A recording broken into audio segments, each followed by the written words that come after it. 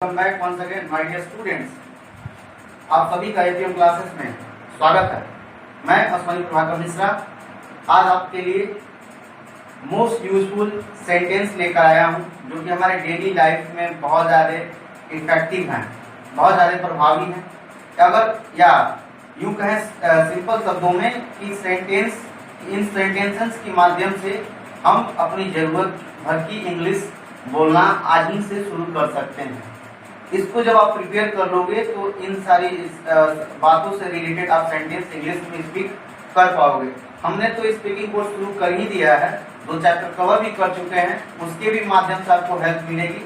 साथ में जो हम लोग वर्ड मीनिंग कवर कर रहे हैं उसको रेगुलर देखा कीजिए, लास्ट तक देखिए, क्योंकि हर एक वर्ड बहुत यूजफुल है। और साथ ही मैं तीसरी बात ये भी बताना चाहता हूँ आपसे कि मैं आपके लिए इंग्लिश स्पीकिंग में हेल्पफुल सेंटेंसेस जो हैं, जो आप डेली यूज में बोल सकते हैं या बोला जाता है, वैसे सेंटेंसेस भी मैं आज आपके लिए लेकर आया हूँ। 20 सेंटेंस है। इस वीडियो को लास्ट तक देखिएगा क्योंकि बहुत सी ऐसी चीजें हैं जो आपको लास्ट तक देखने को मिलेगा। इसमें बहुत सी चीजें सस्पेंस के तौर पर भी हैं, कुछ एक्स्ट्रा चीजें भी आप वीडियो में जानेंगे। So please watch the video till the end for to get the regular and the entire response about the video. So let's have a look and I am going to start the video now. And your first, I have written a 10 sentence here in Hindi. यहाँ हमने 10 sentence दिए हैं हिंदी में, जिसको हम आपको one by one करके English में क्या होता है इसका मतलब ये बताएंगे, साथ ही उसका यूज कैसे करते हैं ये भी आपको हम आज सिखाएंगे। तो चलिए गाइस, पेन और कॉपी लेकर बैठिए। बिना पेन और कॉपी के वीडियो देखने से कोई फायदा है नहीं। तो चलिए हम शुरू करते हैं। हमारा पहला सेंटेंस है तमीज से बात करो। क्या है? तमीज से बात करो। मैं आपको बता देना चाहता हूँ, I want to confirm you to all of you कि मैनर्स जो है ना, जो हमारा पहला सेंटेंस है कि तमीज से बात करो, यह बहुत बड़ी जिंदगी का बहुत बड़ा हिस्सा है। किसी भी व्यक्ति को तमीज से पेश आना ही चाहिए। तो इसके लिए हम क्या कर सकते हैं? तमीज से बात करने के लिए आप सेंटेंस बोल सकते हो इंग्लिश स्पीकिंग में, या इंग्लिश में अगर बोलना हो तो आप कह सकते हो talk with manners. Talk with manners. Manners मतलब क्या होता है? तमीज या संस्कार। मैं आपको मैनर्स से संबंधित एक सेंटेंस बता देता हूं ऐसे, जैसे कि मैनर्स का क्या important, what is the importance of manner in our life. Manner makes a man. आदमी सदैव ही अपने अच्छे व्यवहारों से ही जाना जाता है। हमें मैनर्ड होना चाहिए। Everybody should try to behave like a mannered girl and boys and old age person also. सबको विचार अच्छा होना चाहिए, सबको सही तरीके से बात करने का ढंग होना चाहिए। किसी भी व्यक्ति के साथ हमें रूडली बिहेव नहीं आना है, पोलाइटली स्पीक करना है। तो उस सिचुएशन में जब आपसे कोई गलत तरीके से पेश आता है, if anyone is try to talk with you in a rude way, you can tell to him instantly talk with a manners. अगर कोई भी व्यक्ति आपसे गलत तरीके से बात करता है तो उसे आप इंस्टेंटली इंग्लिश में कह सकते हैं टॉक विद मैनर्स। तमीज से बात करो। ठीक है, तो पहला सेंटेंस आपने क्या सीखा कि तमीज से बात करो का मतलब क्या होता है कि टॉक विथ मैनर्स। बोलना है तो सही से बोलो, उसके लिए क्या यूज करेंगे? Talk with manners. Okay, next sentence है पहले खुद को सुधारो। फ्रेंड्स, बहुत से ऐसे लोग हैं अपने सर्किल में, अपने सोसाइटी में, जहां भी रहते हो देखते होंगे कि कुछ लोग ऐसे होते हैं, पहले वो अपने अंदर की कमी को नहीं देखते हैं, दूसरे में माइनर पॉइंट निकालना, फाइंड आउट करना शुरू कर देते हैं। तो वैसे व्यक्ति के लिए हम कैसे कहते हैं ना कि पहले खुद को सुधार लो या पहले खुद को देख लो। इस सिचुएशन में अगर हमें इंग्लिश में बोलना हो कि पहले खुद को देखो तो क्या कहेंगे, आइए आज हम आपको बताते हैं। आप ऐसे लोगों के लिए यूज कर सकते हो mind your ways. Mind your ways first. पहले खुद को सुधार लो। After all you can be blame on me. आप तब जाके मुझ पर ब्लेम लगा सकते हो। First of all you should try to check your minor point. आपको अपने अंदर की कमी को पहले देख लेना चाहिए, फिर दूसरे पे ब्लेम लगाना चाहिए। इस सिचुएशन में जब कहीं ऐसी कंडीशंस हो आपके साथ, कोई दूसरा आपके ऊपर ब्लेमिंग कर रहा है, तो आप यूज जरूर करिएगा। क्योंकि देखिए, लिखने से कोई मतलब नहीं है, लिख के कॉपी भर देंगे। बहुत सी बुक्स में लोग पढ़ा देते हैं, लिखी हुई चीजें हैं। अगर सब कुछ लिखने से हो जाता तो सबको तो आना चाहिए ना इंग्लिश बोलना। Almost more than 1000 people in your locality, in your village will be available like that who has been mentioned all the topics and guidelines in his or her fair copy, but after all they are not able to speak English language. उन लोगों ने copy में mention किया है, सब कुछ पढ़ लिया है, सब कुछ पढ़ रखा है, वो कहते भी कि मुझे ग्रामर बहुत अच्छे से आता है, सेंटेंस बनाने आता है, after all they are not able to speak in English language. That's the reason behind is that he has been never tried to keep practice it. Reason क्या है, कारण क्या है, वो लोग क्यों नहीं बोल पाते हैं? तो रीजन ये है कि वो लोग प्रैक्टिस नहीं कर सकते हैं. प्रैक्टिस करना पसंद नहीं है. लिख लिए, हो गया, पढ़ लिए, जो पढ़ोगे वो आपको भूल जाएगा, लेकिन प्रैक्टिस किए रहोगे वो कभी भूलेगा नहीं. So I request to all of you, please read and write and keep practice more than 1 hour in a single day. एक दिन में 1 घंटा से ज्यादा प्रैक्टिस कीजिए. चलिए, तो हमारा अगला सेंटेंस है चलो घूमने चले. ये भी हमारे पार्ट ऑफ लाइफ है. हम हमेशा कहते हैं चलो घूमने चलते हैं, बैठ कर क्या करेंगे. या कई ऐसे दोस्त होते हैं जिनके पास कुछ काम नहीं होता है, वो इंस्टेंटली आपको डिस्टर्ब करने के लिए आ जाते हैं, बोलते हैं चलो घूमने चले. उस सिचुएशन में अगर आपको किसी से कहना है, आपका मन नहीं लग रहा है घर पे, आपको बाहर जाना चाहते हो, बोलोगे कि चलो घूमने चले, इंग्लिश में बोलना है तो कैसे बोलोगे, आइए बताते हैं हम आपको. तो आप कह सकते हैं let's go to ramble. Ramble, ramble जो है यहाँ पे, रैम्बल वर्ड हमने इसलिए यहाँ पे यूज किया है क्योंकि जो घूमने लोग जाते हैं ना, तो कोई काम से नहीं जाते हैं. घूमने का मतलब क्या है, without any aim, for to keep fresh your mind. We have to go on visit, we have to go on ramble for to keep fresh your mind, fresh our mind. अपने विचार या अपने दिमाग को फ्रेश करने के लिए हम बाहर घूमने की योजनाएं या प्लानिंग्स करते हैं. ओके, इसलिए हमने यहाँ पे रैम्बल वर्ड यूज किया, मतलब कि बिना किसी उद्देश्य के घूमने जाना. ठीक है, अब हमारा अगला सेंटेंस है मैं अपनी गलती को मानता हूं. मैं अपनी गलती को मानता हूं. कई लोग होते हैं गलती करके भी स्वीकार नहीं करते हैं, या मिस्टेक हो गई तो उसको एक्सेप्ट नहीं करते हैं, लेकिन जो लोग अपनी गलती को एक्सेप्ट कर लेते हैं वही बड़े सक्सेसफुल पर्सन बनते हैं. We should always accept our fault. हमें अपनी गलती को स्वीकार कर लेना चाहिए, उससे आप छोटे नहीं और बड़े बन जाओगे. आइए, तो हम आपको अगर इंग्लिश में कहना हो कि मैं अपनी गलती मानता हूं तो क्या बोलेंगे आप? I admit my mistake. मैं अपनी गलती स्वीकार करता हूं. ऐसा नेचर सबका होना चाहिए. गलती करिए, गलती अगर लगे कि मेरी गलती है, वहां पर डेफिनेटली एडमिट कीजिए, स्वीकार कीजिए, उससे आप और बड़े बनते जाएंगे, आपकी हम्बलनेस, पोलाइटनेस बढ़ती जाएगी. यहाँ पे क्या है, एडमिट. एडमिट मतलब क्या होता है, स्वीकार करना, एक्सेप्ट कर लेना. चलिए अगले सेंटेंस में बढ़ते हैं, और हमारा अगला सेंटेंस है जो होगा देखा जाएगा. ये भी पार्ट ऑफ लाइफ है और डेली लाइफ का यूजफुल सेंटेंस है. कहते हैं ना कि चलो जो होगा सो देखा जाएगा. यह तो सिचुएशन पे डिपेंड करता है. तो उस समय में हम क्या बोल सकते हैं कि जो होगा सो देखा जाएगा के लिए क्या यूज करेंगे हम लोग? हम कहेंगे damn the expense. Damn the expense. यह तो परिस्थिति पे निर्भर करता है, जो होगा सो देखा जाएगा. जैसी कंडीशन होगी वैसा कार्य किया जाएगा. ठीक है, अगर बोलना होगा कि जो होगा सो देखा जाएगा के लिए आप क्या यूज करोगे इंग्लिश में? Damn the expense. अब हमारा नेक्स्ट सेंटेंस है समय के पाबंद बनो. मतलब क्या, समय का इंपॉर्टेंस समझो. तो क्या हो सकता है इंग्लिश में? किसी को कहना हो कि आप समय के पाबंद बनिए, मतलब समय पे काम कीजिए, समय पे सुबह में उठिए, समय पे काम करने जाइए, समय पे पढ़ाई कीजिए, या समय की इंपॉर्टेंस को समझिए. Means to say that we should try to understand the delicacy of time and we should always try to do our work on accordance to a time. समय से काम करना चाहिए और समय के महत्व को समझना चाहिए. तो समय के महत्व को समझने के लिए क्या करना पड़ेगा हमें? समय के पाबंद बनना पड़ेगा. B punctual.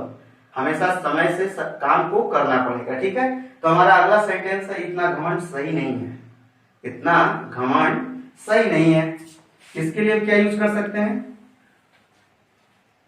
such arrogance is not good. Okay, इतना घमंड सही नहीं है. गाइस, मैं बताना चाहता हूं कि कुछ लोग ऐसे होते हैं जिनके पास थोड़ा सा अगर नॉलेज हो जाए या कोई चीज उन्हें अगर अचीव हो जाए कम समय में, ज्यादा वर्क ना करना पड़े, स्ट्रगल ना करना पड़े, तो उन्हें घमंड हो जाता है. एरोगेंस मतलब भी घमंड होता है, प्राउड मतलब भी घमंड होता है, हॉटी मतलब भी घमंड होता है, ईगो मतलब भी घमंड होता है. और मेरी अकॉर्डिंग मतलब मेरी जो मेंटोरिटी है, मेरी जो थिंकिंग है, जिंदगी में कभी भी घमंड नहीं करना चाहिए, क्योंकि वो लिमिटेड नहीं होता है। It will be overcome out very soon if you will have a proud arrogance haughtiness. घमंड अहंकार जिसके अंदर आता है वो सक्सेसफुल पर्सन नहीं रहता है, ज्यादा दिन तक उसको सफलता नहीं मिलती है। तो घमंड करना ठीक नहीं है। सच एरोगेंस इज नॉट गुड। इतना घमंड करना बिल्कुल ठीक नहीं है। नेक्स्ट सेंटेंस है तुम बाद में पछताओगे। देखिए जो इंसान घमंड करता है वह बाद में क्या करता है, पछताता है, उसे दुख होता है जब उसकी रेपुटेशन वह रह नहीं जाती, क्योंकि उसने अहंकार में कमाया हुआ है। तो रेपुटेशन अहंकार में कमाया हुआ खत्म हो जाता है, तो उसे क्या करना पड़ता है, पछतावा करना पड़ता है। तो उसके लिए क्या यूज करेंगे, तुम बाद में पछताओगे। यहाँ पे हम सेंटेंस यूज करेंगे you will regret later. Later मतलब बाद में, रिग्रेट मतलब दुख या पछतावा। ओके, अब है मैंने तुमसे कभी यह उम्मीद नहीं की थी। कई बार इंसान जब अपने पेरेंट्स को धोखा दे देता है, अपने फ्रेंड्स को धोखा दे देता है, या कोई ऐसी इंसिडेंट लाइफ में घटित हो जाती है जहाँ पे बहुत ज्यादा ऑकवर्ड फील होता है, तो लोग सेंटेंसेस ऐसे यूज कर देते हैं कि मैंने तुमसे कभी यह उम्मीद नहीं की थी कि तुम ऐसा मेरे साथ करोगे या ऐसा तुम बनोगे। ठीक है, तो चलिए ये इसका सेंस नेगेटिव भी हो सकता है, पॉजिटिव भी हो सकता है। तो सेंटेंस अगर बोलना हो कि मैंने तुमसे कभी यह उम्मीद नहीं की थी के लिए, तो क्या यूज करोगे इंग्लिश में, आप बोल सकते हो I had never expected this from you। मैंने तुमसे यह कभी उम्मीद नहीं की थी। ठीक है, तुम विश्वास के लायक हो। किसी का विश्वास जीतना बहुत बड़ी बात होती है। इंसान को कुछ ऐसा करना चाहिए कि हर एक लोग, जितने भी उनसे लोग जुड़े हों, उन पे उनको ट्रस्ट हो। ट्रस्ट वर्दी बनना बहुत बड़ी एक डेलिब्रेशन है, बहुत बड़ा पार्ट ऑफ लाइफ है। किसी का विश्वास जीत लेना बहुत हार्ड वर्क है, बहुत मतलब डिफिकल्ट सिचुएशन होती है विश्वास पात्र बनना, मतलब ट्रस्ट वर्दिएबल पर्सन बनना। तो आइए, अगर कहा जाए कि तुम विश्वास के लायक हो, मैं तुम पर विश्वास कर सकता हूं, ऐसा सेंटेंस यूज करना है, तो हमें क्या बोलना चाहिए इंग्लिश में, हम कह सकते हैं यू आर ट्रस्ट वर्दी। ओके, आगे हम अभी आपको बताते हैं सेंटेंस है, उसे ज्यादा सिर पर मत चढ़ाओ। मतलब किसी भी व्यक्ति को जरूरत से ज्यादा लाड प्यार नहीं करना चाहिए। पेरेंट्स को भी किसी भी बच्चे को बहुत ज्यादा इंपॉर्टेंस नहीं देना चाहिए, उसको समझाना चाहिए कि सही क्या है गलत क्या है। तो इस सिचुएशन में अगर सेंटेंस यूज करना है, किसी से कहना है उसे ज्यादा सिर पर मत चढ़ाओ, बाद में दिक्कत होगी, तो इसके लिए हम यूज कर सकते हैं, हम कह सकते हैं डोंट पैम्पर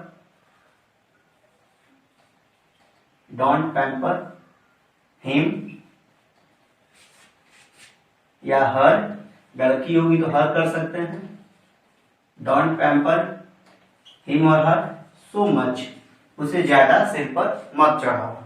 ठीक है, अगला सेंटेंस हमारा बुरी आदत को छोड़ दो।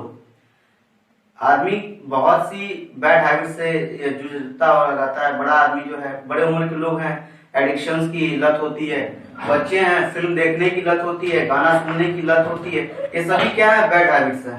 तो इंसान को बैड हैबिट्स अपनी लाइफ में छोड़ने की कोशिश करनी चाहिए, because bad habits will be take the way of physical imbalance situation. आपको गलत मार्ग पे ले जाएगा, शारीरिक समस्याएं होंगी, फिल्म देखने से विजिबिलिटी कम होंगी, आपकी माइंड कंसंट्रेशन कम होगा, ये सारी चीजें क्या है, बैड हैबिट्स हैं। तो अगर कहना हो कि बुरी आदत को छोड़ दो, तो क्या बोलेंगे इंग्लिश में, हम बोलेंगे गिव अप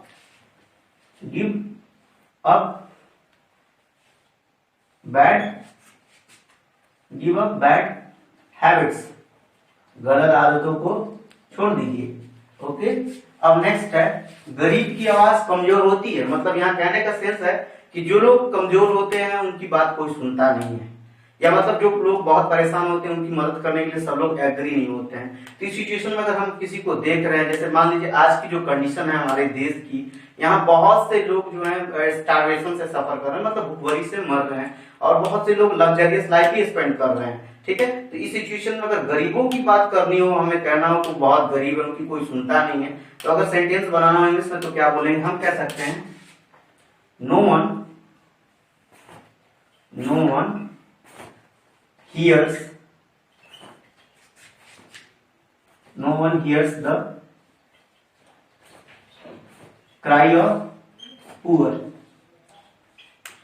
ओके, गरीब की आवाज कोई नहीं सुनता है। नेक्स्ट है कुछ भी हो मैं तुम्हारे साथ हूं।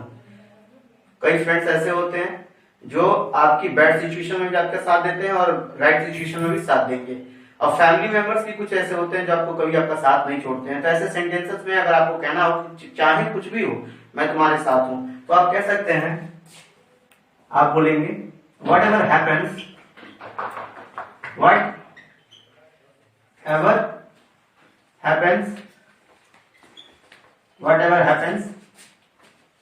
I am with you। कुछ भी हो मैं तुम्हारे साथ हूं। इसके लिए आप बोल सकते हैं whatever happens I am with you, don't worry I am always with you। यहाँ पर आप ये भी कर सकते हो I am always with you या I am there for you। Okay, next है आपका मैं किसी चीज का बुरा नहीं मानता हूं, ठीक है। I don't feels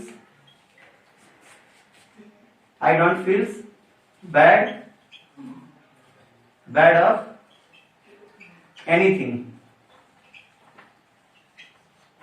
अगर आपको कोई कुछ कह दे तो उस सिचुएशन में आपको किसी बात का बुरा नहीं मानना चाहिए, क्योंकि किसी के कुछ कहने से कोई फर्क नहीं पड़ता है। आप जो हो ठीक हो, try to always go forward, आगे की डायरेक्शन में, या गो अहेड, आगे की डायरेक्शन में बढ़ने की कोशिश करनी चाहिए। किसी भी व्यक्ति की बात को बुरा नहीं मानना चाहिए, ठीक है, क्योंकि कोई गॉडफादर नहीं होता है। You have ability to change your life, you are the one who can make the bright future of your family also.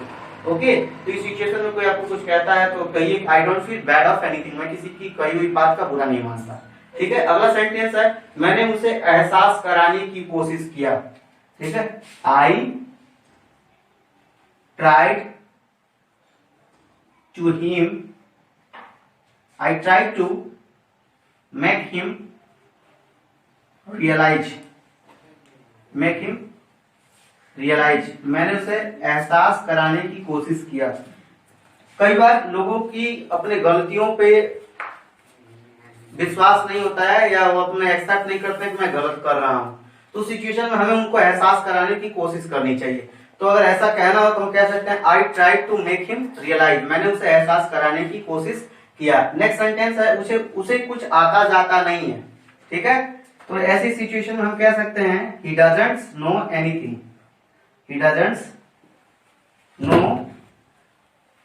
anything, उसे कुछ आता जाता नहीं है।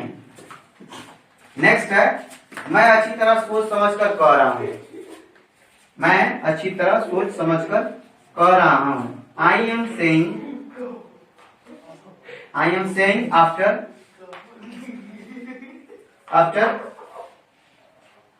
आफ्टर मच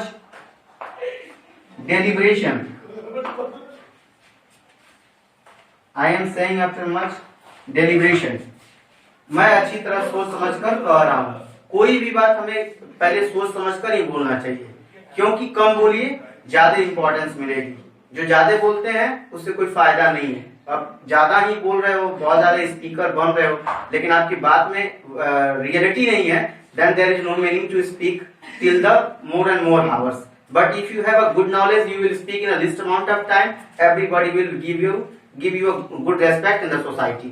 अगर अच्छे से बोलते हो, कम समय में बोलते हो, सोच समझ कर बोलते हो, तो लोग आपको इज्जत करते हैं। तो इस सिचुएशन में आप कह सकते हैं I am saying after much deliberation, मैं पहले सोच समझ कर ही किसी बात को बोलता हूँ, ठीक है। अगला है वह एक सच्चा साधु इंसान है, मतलब क्या है, बहुत ज्यादा अच्छा व्यक्ति है, दिल का बहुत अच्छा है, तो उस व्यक्ति को हम कह सकते हैं सच्चा साधु इंसान है।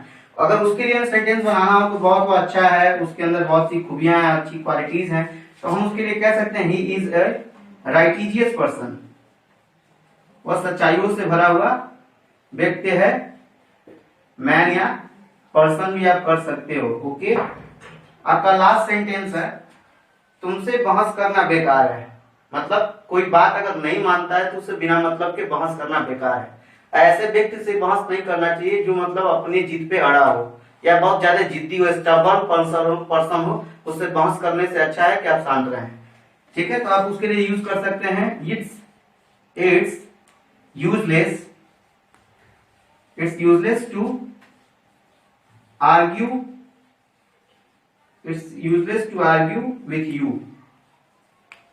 तुमसे बहस करना बेकार है। ये सेंटेंस हो गए आपके 20। ठीक है, और मैं उम्मीद करता हूं ये सारे सेंटेंस बहुत ज्यादा यूजफुल होंगे और आपको बहुत पसंद भी आएगा ये video. Thanks for watching me and please don't forget to subscribe my YouTube channel and share it all the videos related to the English grammar GK portion to the other students for to help them, and they can also be make examples to speak good English and learn different kinds of special question related to the GK topics. That's all for today. I will meet you in the next video also.